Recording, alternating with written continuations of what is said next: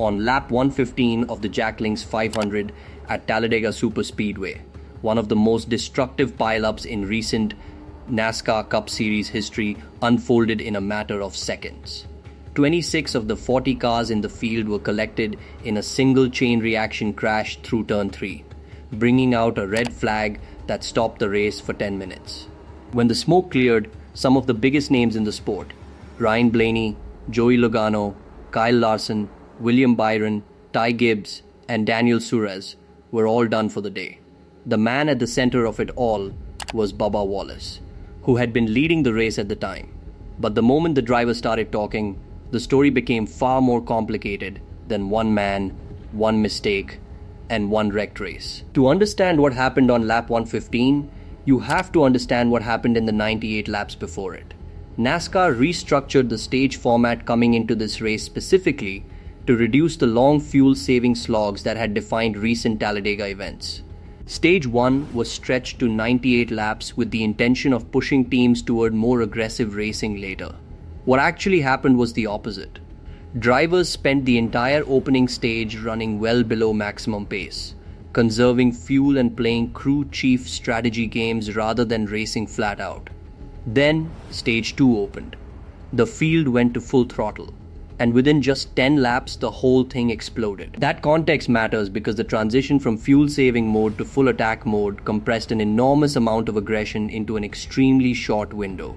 The pack was already tightly stacked when Ross Chastain surged hard from behind Bubba Wallace at the end of the back straightaway. The contact sent Wallace's No. 23 Toyota sideways toward the outside safer barrier directly in front of Cole Custer. Custer came down the track trying to avoid the contact, but the 3 wide pack had nowhere to go. 7 cars slammed into Wallace in rapid succession, the inertia of each car behind multiplying the force on the cars ahead. The broadcast commentary captured it plainly. 1, 2, 3, 4, 5, 6, 7 cars all slamming into Bubba Wallace. The wreck spread down through the field like a shockwave. 8 cars could not continue. Wallace himself was evaluated and released from the infield care center. His reaction afterward was measured and specific. Our Xfinity Toyota Camry was a little unstable getting pushed, but manageable, he said. Maybe that hard of a hit was too much, and so unfortunately we wiped out a bunch of cars. Got to debrief, figure out how to be better. He did not deflect blame entirely. When asked directly whether the crash was a driver issue or a car issue, Wallace answered, 50-50. Some cars are better at being pushed and vice versa. I think we were lacking a little bit, and that could have contributed. But I should have anticipated and maybe not let them get such a big run. So, 50-50. That is a driver taking partial responsibility while also pointing at a mechanical reality. Importantly, Wallace separately told journalist Matt Weaver more directly, "He wrecked me," referring to Ross Chastain as the driver who hit him. Joey Logano, a 3-time Cup Series champion and 3-time Talladega winner, was 2 cars behind Wallace when the crash began. His reaction cut straight to the structural problem. You have round bumpers and unstable cars and cars that you're able to pop the air bubble real easy and get to each other's bumper. But when you get there, you gotta be careful because they're not stable.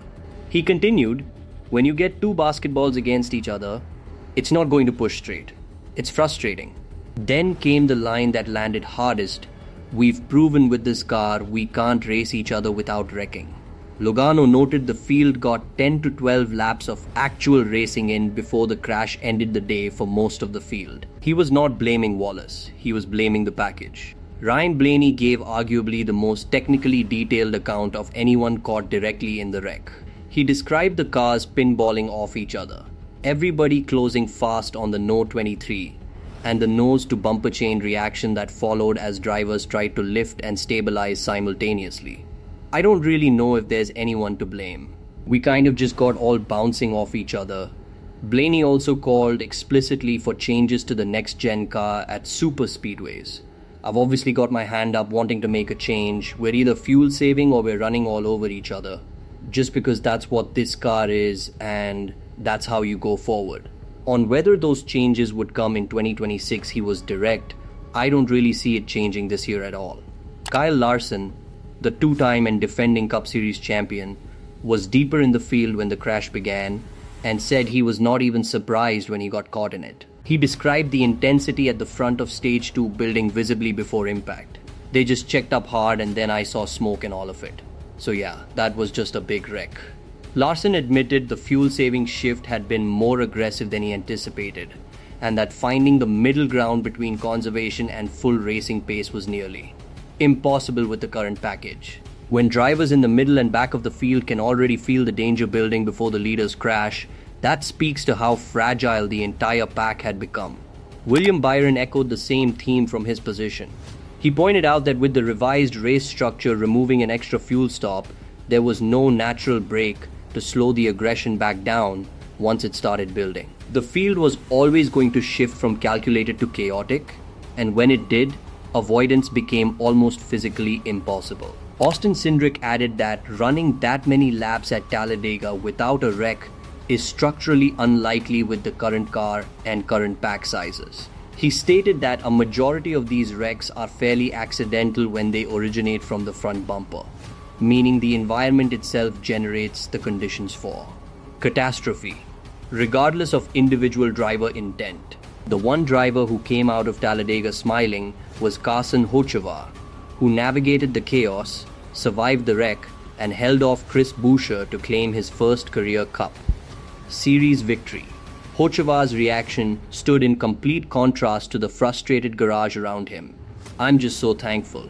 This is the biggest dream I've ever thought of," he said after the checkered flag. He added, "Hopefully, my grandfather is watching. My grandmother died last year, and I'm just so thankful I can give my grandfather a trophy now."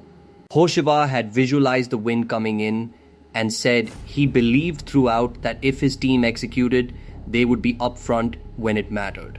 His win did not change the systemic conversation happening in the garage, but it demonstrated the other side of the Talladega equation: survive the chaos, and the reward is enormous. The crash on lap 115 was not, according to virtually every driver who spoke after the race, primarily a story about Bubba Wallace. Wallace was the trigger point.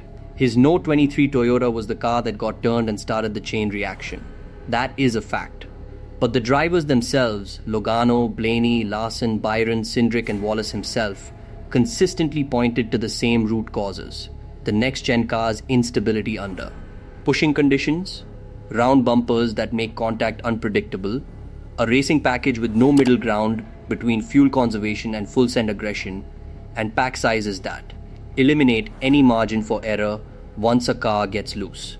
The record for the most cars involved in a single crash still belongs to a 2002 Busch Series race, also at Talladega, with 31 vehicles. Sunday's wreck with 26 cars sits just below that mark in NASCAR history. Following the race, the Cup Series standings showed Tyler Reddick leading, followed by Denny Hamlin, Ryan Blaney, Chase Elliott, and Ty Gibbs in the top 5. Reddick, despite being caught in the crash and suffering an additional tire cut at lap 182, recovered to finish 15th. Kyle Busch and the No. 8 Richard Childress Racing team repaired their Chevrolet and salvaged a 10th place finish.